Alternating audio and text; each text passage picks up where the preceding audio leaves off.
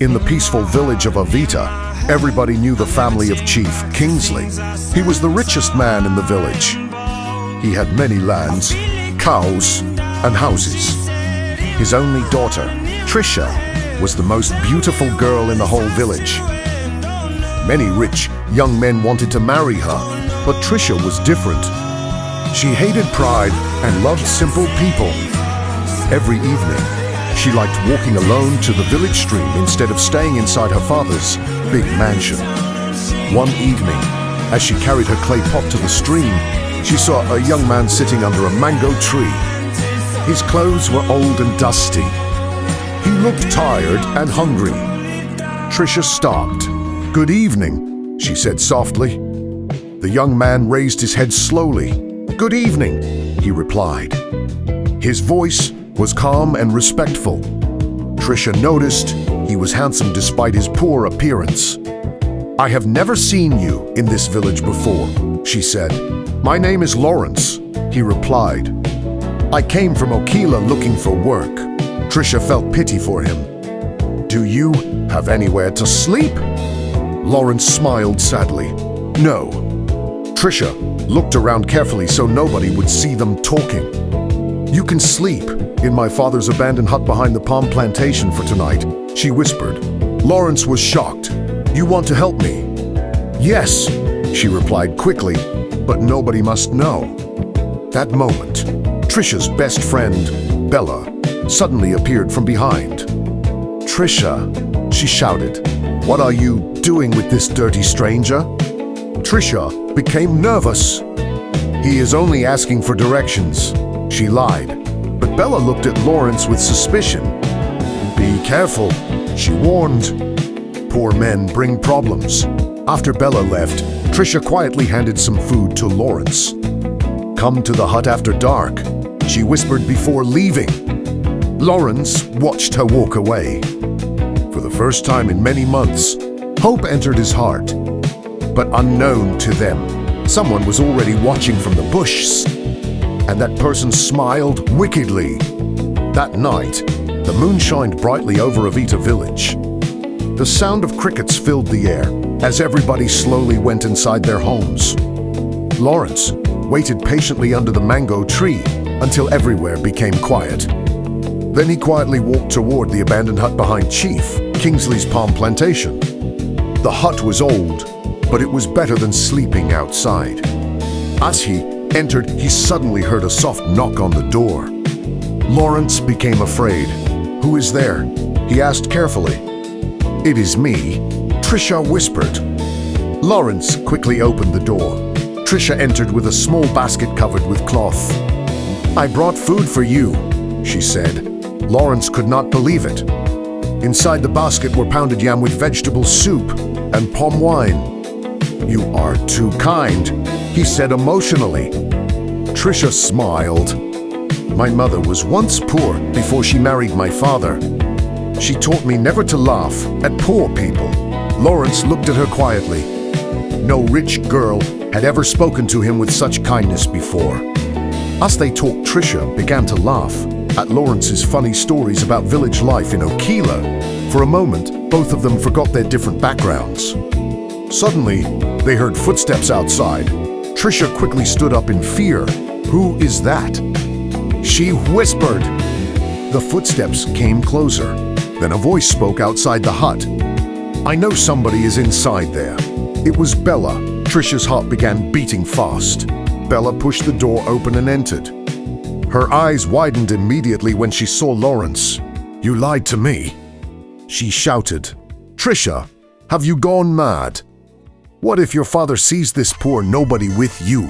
Trisha tried to calm her down. "Please lower your voice." But Bella refused. "You are the daughter of the richest man in Avita.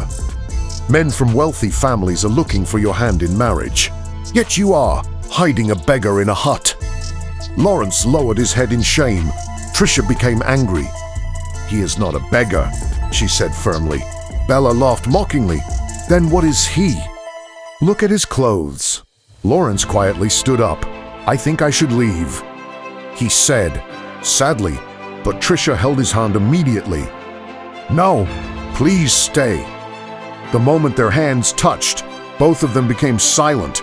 Bella looked at them carefully, then she shook her head. "This will end in tears," she warned before walking away. After she left, silence filled the hut. Trisha slowly released Lawrence's hand. "I am sorry," she whispered, but Lawrence looked deeply into her eyes. For the first time in years, someone truly cared about him. And slowly, without saying it, love began to grow between them. But outside the hut, another pair of eyes was still watching in darkness. This time, it was Chief Kingsley's personal servant. And before morning, the whole village would hear a shocking story. Very early the next morning, Avita village was already full of gossip. Women at the stream whispered to themselves. Old men under the Iroko tree shook their heads in disappointment. Everybody was talking about Chief Kingsley's daughter and the poor stranger. Inside his mansion, Chief Kingsley sat angrily on his wooden chair. His face was hard like stone. In front of him stood his servant, Michael, who had reported everything he saw the previous night. "Are you sure of what you are saying?" Chief Kingsley asked angrily.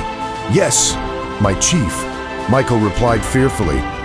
"I saw them together inside the hut." Chief Kingsley hit his walking stick on the ground. "This is a disgrace," he thundered. That moment, Trisha entered the compound happily. Unaware of what was waiting for her, immediately she saw her father's face. Her smile disappeared. "Father," she said softly. Silence. Chief Kingsley roared. The whole compound became quiet. "Is it true that you spent the night with a poor stranger?" Trisha became nervous. "Father, it is not what you think, so it is true," he shouted. Trisha lowered her head slowly. Chief Kingsley stood up in anger. "I trained you with dignity. Rich men from different villages are asking for your hand in marriage, yet you choose to embarrass me with a homeless man." "He is a good person," Trisha replied quietly. Chief Kingsley laughed bitterly. "Good person? Can goodness feed a family? Can goodness build a house?" Trisha remained silent. Then suddenly, another voice interrupted. "Chief Kingsley is right." Everybody turned. It was Chief Caleb, the wealthiest elder in the neighboring village. Beside him stood his son, Victor. Victor was handsome, rich, and proud. He had wanted to marry Trisha for a long time. "Chief," Caleb smiled proudly. "We came today to discuss the marriage between our families," he announced. Trisha's heart sank immediately. Chief Kingsley forced a smile. "You are welcome, my in-law." But Trisha quickly spoke. "I cannot marry Victor." The compound became silent. Chief Kingsley's eyes widened in anger. "What did you say?" "I said I cannot marry him." Victor stepped forward angrily. "So the rumors are true?" he asked bitterly. "You prefer that poor nobody to me?" Trisha said nothing.